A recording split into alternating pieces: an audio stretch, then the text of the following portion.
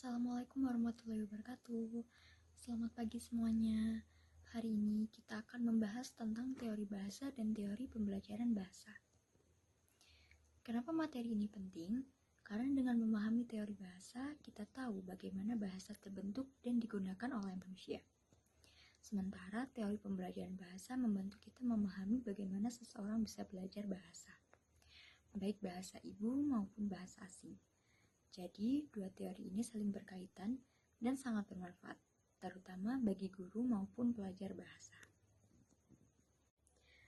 Teori bahasa adalah kerangka atau landasan ilmiah yang menjelaskan hakikat bahasa, cara bahasa bekerja, serta peran bahasa dalam kehidupan sehari-hari. Ada beberapa teori besar yang perlu kita pahami. Yang pertama, strukturalisme. Tokohnya Ferdinand de Saussure. Bahasa dipandang sebagai sistem tanda yang memiliki struktur tertentu. Misalnya, setiap kata punya bentuk atau signifian dan makna signifi. Jadi, bahasa bukan sekedar kata-kata, tapi sebuah sistem yang saling terhubung. Yang kedua, generatif transformasional, dikenalkan oleh Noam Chomsky. Menurut teori ini, manusia memiliki kemampuan bawaan untuk berbahasa, yaitu disebut Language Acquisition Device atau LAD. Itu sebabnya anak-anak bisa belajar bahasa dengan cepat, meskipun tidak diajarkan secara formal. Yang ketiga, fungsionalisme. Bahasa dilihat dari fungsi sosialnya.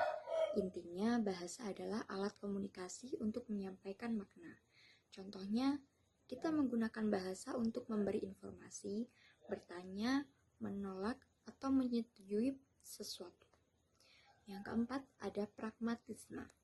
Teori ini menekankan bahwa makna bahasa sangat bergantung pada konteks. Misalnya, kata dingin bisa bermakna berbeda. Kalau di restoran, mungkin berarti minuman. Kalau di ruangan berarti suhu. Kalau dalam hubungan sosial bisa berarti sikap seseorang. Teori ini membahas bagaimana proses seseorang belajar bahasa, baik bahasa pertama maupun bahasa asing. Nah, ada beberapa pendekatan utama. Yang pertama, behaviorisme. Tokoh utamanya B.F. Skinner.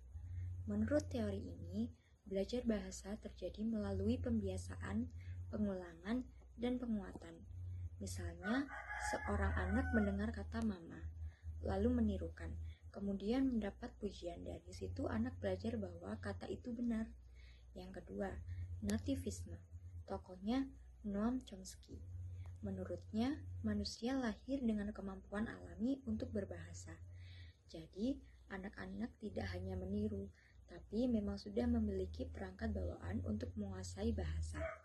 Yang ketiga, kognitivisme, dikemukakan oleh Jean Piaget. Teori ini menyatakan bahwa bahasa berkembang seiring dengan kemampuan berpikir. Misalnya, anak tidak bisa menggunakan kalimat yang rumit sebelum ia mampu memahami konsep berpikir yang lebih abstrak. Yang keempat, interaksionisme. Tokohnya Lev Vygotsky. Bahasa berkembang karena adanya interaksi sosial. Vygotsky memperkenalkan konsep zone of proximal development, yaitu kemampuan anak yang bisa berkembang jika dibantu oleh orang lain. Jadi, interaksi anak dengan orang tua, guru, atau teman sangat penting dalam belajar bahasa. Dari pembahasan tadi, kita bisa menyimpulkan bahwa teori bahasa menjelaskan tentang hakikat, struktur, dan fungsi bahasa. Teori pembelajaran bahasa menjelaskan tentang bagaimana manusia mempelajari bahasa, baik secara alami maupun melalui interaksi. Keduanya sangat penting untuk dipahami, khususnya bagi kita yang belajar bahasa maupun yang ingin mengajarkan bahasa.